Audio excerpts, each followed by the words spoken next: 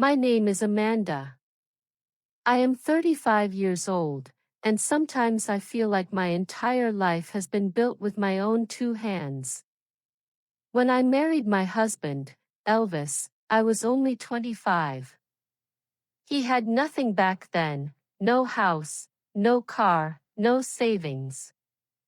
Just one small bag of clothes and a heart full of promises. But I loved him. I believed in him. I believed that if we worked together, we could build a future, a family, a home worth living in. Now we have a son, Lucas, who is 9 years old.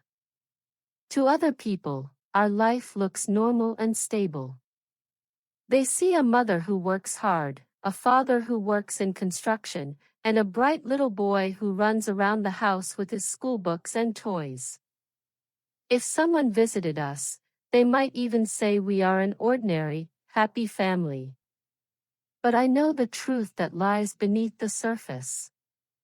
The house we live in, the car we drive, the bills we pay, every part of that life came from my effort, my sacrifices, my long nights of work and study. And lately, I feel something heavy in my heart.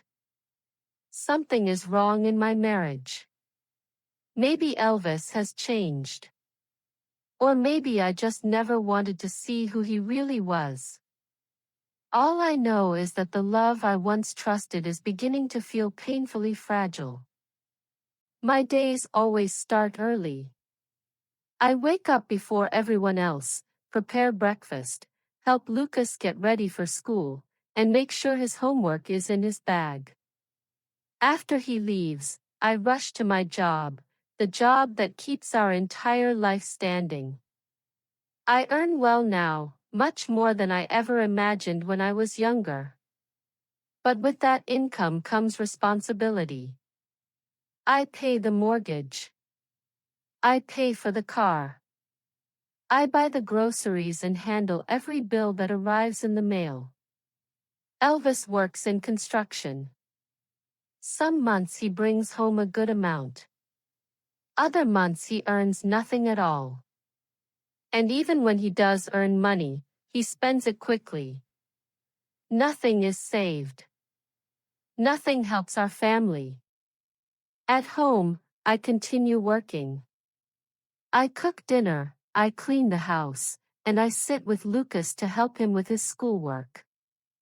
Meanwhile, Elvis scrolls on his phone or tells me he is going out with friends.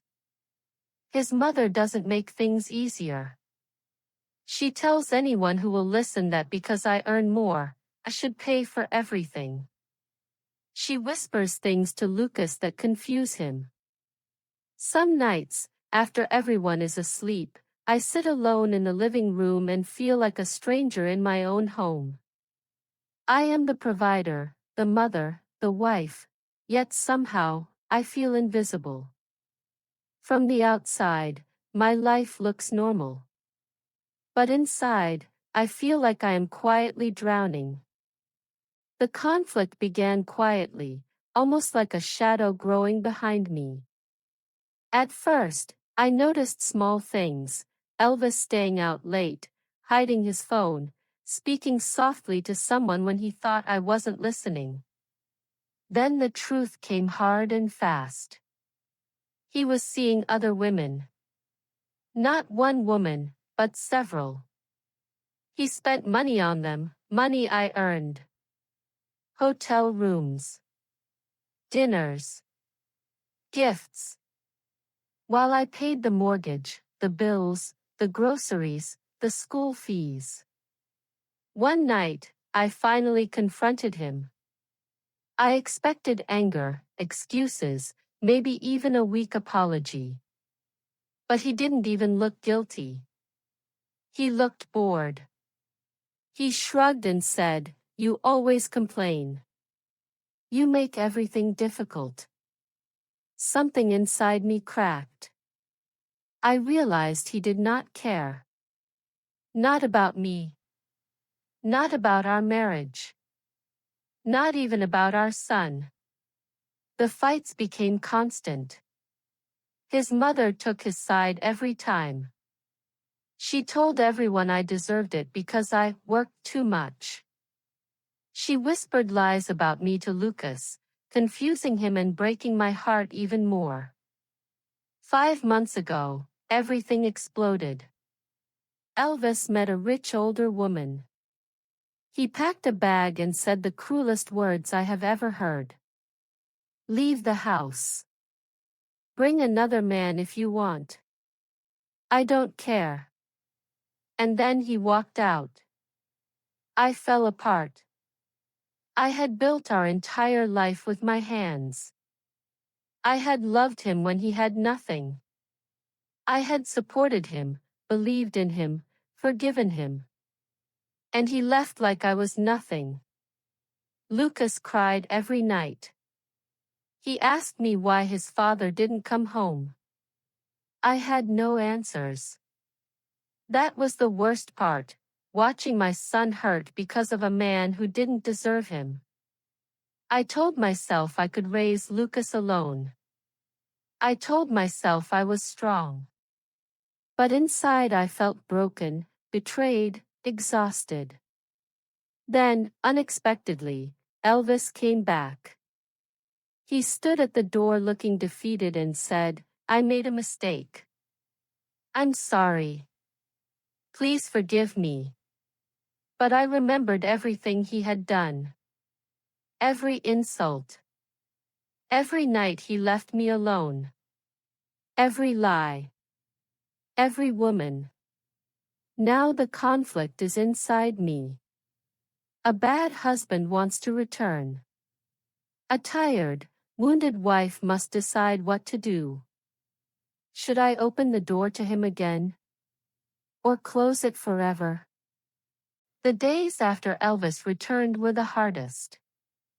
My emotions collided inside me like a storm. One moment I felt furious, remembering every betrayal. The next moment I felt exhausted, wondering if Lucas needed his father. I kept asking myself the same questions again and again. Should I forgive him? Should I try to fix a marriage he had already destroyed? My mind repeated the truth like a warning. He disrespected you. He cheated. He abandoned you. But my heart whispered something softer. Lucas deserves a father. Children need both parents. This battle tore me apart. Elvis acted as if nothing serious had happened. He apologized, yes, but there was no real change in his behavior. He did not ask how deeply he hurt me. He did not acknowledge the years I carried the family alone. He just wanted the comfort he lost. He wanted food on the table, a clean house, a warm bed, and a wife who accepted his mistakes quietly. He wanted the old Amanda. But she no longer existed. I remembered those long nights when I cried in silence so Lucas wouldn't hear me. I remembered going to work sick and tired just to pay bills he ignored. I remembered every lie he told, every woman he went to, every time he walked out without thinking of us. I remembered how his mother attacked me, blamed me, and poisoned my son's mind. And worst of all, I remembered how he left Lucas without a goodbye. One evening, I walked into Lucas's room and found him wiping his eyes quickly so I wouldn't notice. Mom, he said in a small voice, I don't want you to be sad anymore. Those words hit me harder than anything Elvis had ever done. In that moment, something inside me shifted. I realized Lucas did not need a father who hurt his mother.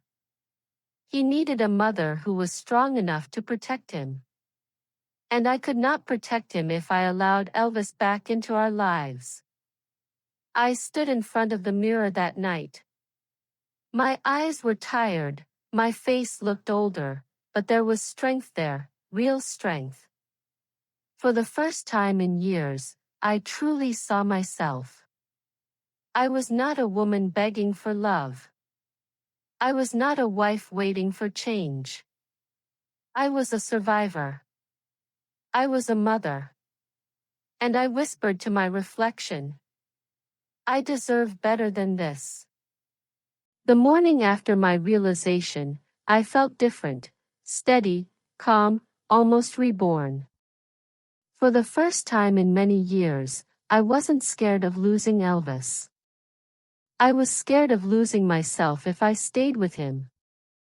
So I made my decision with a clear mind and a strong heart. I sat across from him at the kitchen table and said softly but firmly, "You left us. You broke my trust. You hurt Lucas and you hurt me. I will not return to a marriage without respect." He opened his mouth to argue, but I raised my hand and continued, "I am not the same woman you walked away from. I choose myself now." He looked shocked, maybe even surprised that I finally said what I had swallowed for years. I told him he could see Lucas, but only as a father, not as a husband trying to slip back into my life. After he left the room, I felt something I hadn't felt in years, peace. Not happiness, not excitement, just deep, quiet peace. I began rebuilding myself from the inside out. I focused on my career, appreciating the strength and independence my work gave me. I protected my peace fiercely. I taught Lucas about respect, kindness, and self-worth, values he would need to become a good man, not one who followed his father's mistakes. I set clear boundaries with Elvis and his mother. No more insults. No more manipulation. No more guilt. My home became quieter, but it finally felt safe. I chose freedom. I chose dignity. I chose myself. Now that I look back on my story, everything feels clearer than it ever did when I was living through it. I used to think love was enough to save a marriage. I used to believe that if I worked harder, loved more, sacrificed more, things would get better. But now I understand that love cannot survive where there is no respect. I finally see that sometimes the person you spend your life trying to save is the same person who slowly destroys your peace. I learned that choosing myself is not selfish. It is necessary. It is survival. It is love, the kind of love I should have given myself a long time ago. I discovered important lessons along the way. I learned that I should never stay with someone who disrespects me, no matter how many years we have shared. I learned that no amount of money, sacrifice, or patience can fix a partner who refuses to change. I realized that children watch everything, and they learn what love looks like from their parents' choices. That is why I had to make a better choice. Healing did not begin when Elvis apologized. It began the moment I walked away from what hurt me. I now understand that I deserve a partner, not a burden. And as I close this chapter, I step into a future that belongs to me. I am stronger. I am wiser. I am finally free. If you enjoyed this story, please like, comment, share, and subscribe. Thank you for learning English through stories with us. I hope to see you in the next video.